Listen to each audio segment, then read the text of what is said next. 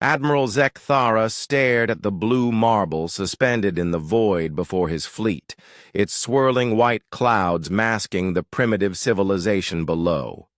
The third planet of this unremarkable star system had been flagged by the hegemony's scouts as harboring a species that had recently achieved nuclear fission, dangerous enough to warrant intervention, but primitive enough to make conquest trivial. "Signal ready, Admiral," his communications officer reported, mandibles clicking with anticipation. Zekthara's 4 arms gestured dismissively. In his 3 centuries of service, he had overseen the subjugation of 47 worlds. This would be 48. The pattern never changed. Arrive with overwhelming force, demand surrender, accept the inevitable capitulation of the inferior species. The humans would follow the same script as all the others. "Transmit on all frequencies," he commanded. The message was standard, translated into the dominant languages of the planet below. "People of Earth, you are now subjects of the galactic hegemony. Your resistance is futile. Surrender immediately, and your species will be granted the privilege of serving the greater galactic community. You have 1 solar rotation to comply." Within hours, the reply came, not from governments or military leaders, but from something called the Internet. Zekthara watched in bewilderment as his screens filled with an incomprehensible deluge of responses. Crude drawings of reproductive organs, moving images of humans performing bizarre dances, symbols he couldn't parse, and threaded throughout. It all, variations of 2 words that his translators struggled to interpret, "come" and "at," followed by expressions his linguists marked as intensely vulgar. "Sir," his intelligence officer said hesitantly, "they appear to be mocking us." Zekthara's secondary hearts skipped. In 3 centuries, no species had ever responded to the hegemony's demands with anything resembling humor. Fear, defiance, desperate bargaining, these were expected. But laughter? The official response from Earth's governments arrived 6 hours later, delivered by a graying human female who introduced herself as Secretary General Chen. "We have reviewed your demands," she said, standing behind a podium bearing the symbol of something called the United Nations. "Our answer is no. Moreover, we invite you to consider the possibility that you have made a terrible mistake." Zekthara's mandibles flared. Terrible mistake? He commanded a fleet of 50 dreadnoughts, each one capable of cracking a continent. What terrible mistake could a species that had barely escaped its own gravity well possibly force upon the hegemony? "Begin orbital bombardment of their military installations," he ordered. The first salvo of plasma cannons reduced 3 major Earth military bases to molten craters. Zekthara waited for the panicked surrender transmission. Instead, his sensors began, detecting something impossible.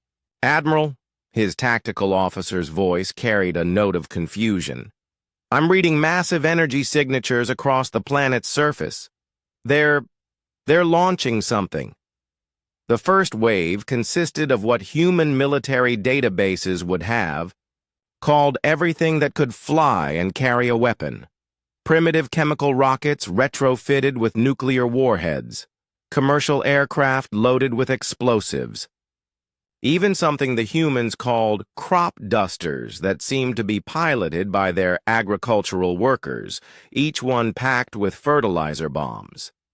Zekthara watched his point defense systems work overtime, swatting the primitive craft from the sky like insects. But there were so many insects. Thousands upon thousands, rising from every continent, every island, every platform floating on their oceans.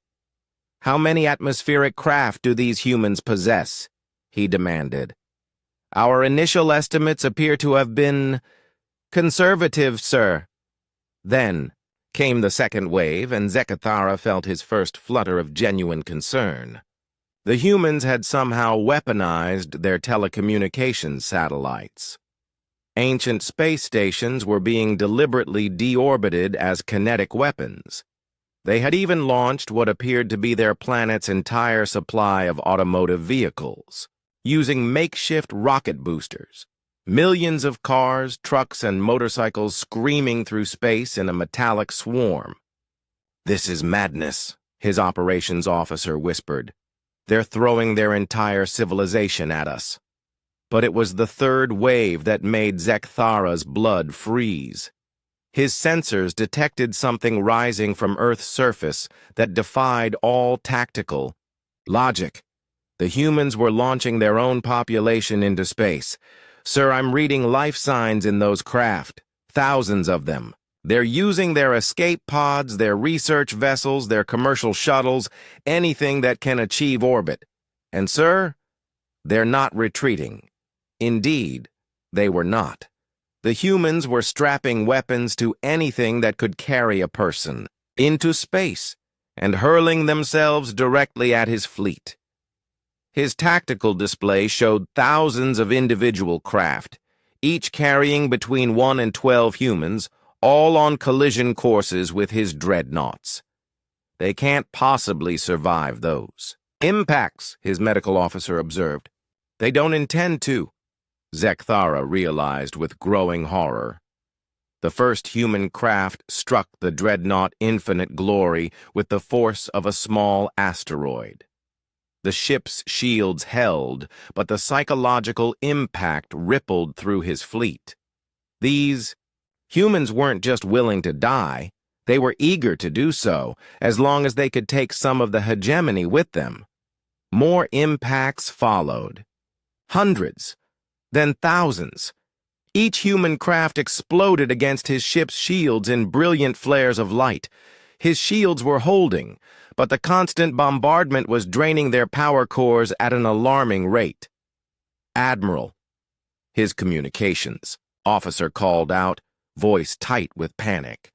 "I'm receiving a transmission from the human vessels. They're singing, sir." Zekathara listened to the haunting melody echoing across his fleet's communications channels.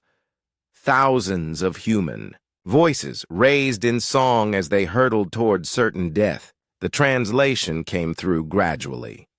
Something about their planet being their home, about protecting those they loved, about never surrendering. For the first time in his 3 centuries of service, Admiral Zekathara felt afraid. "Sir, we've lost 3 ships to shield failure. The Eternal Dominion reports hull breaches on 17 decks. The humans, they're not stopping, sir." Zekathara looked at his tactical display. Where he had expected to see a broken, conquered world, he saw something that violated every principle of galactic warfare. An entire species that had weaponized itself. Every human on the planet appeared to be contributing to the defense in some way. Their elderly were manufacturing explosives. Their children were operating communications networks. Their artists were creating propaganda that somehow made his own crew question their purpose. The final straw came when his sensors detected massive energy signatures building on Earth's surface. The humans were preparing to detonate their entire nuclear arsenal, not as weapons against his fleet, but as propulsion systems. They were planning to turn their own planet into a weapon. "Retreat," Zekathara whispered. "Sir, retreat!" he roared, all 4 arms slamming against his command console. "Full retreat. Mark this system as forbidden. Update the galactic database. Species designation human. Classification avoid at all costs." As his fleet limped away from the Sol system, Zekathara composed his report to the Hegemony Council. How could he explain that a primitive species had defeated the might of the galactic fleet not through superior technology or tactics, but through pure, unhinged determination? The humans hadn't just answered their demand for surrender with resistance. They had answered it with something far worse. The absolute certainty that they would never stop fighting, no matter the cost. Behind them, Earth continued to sing.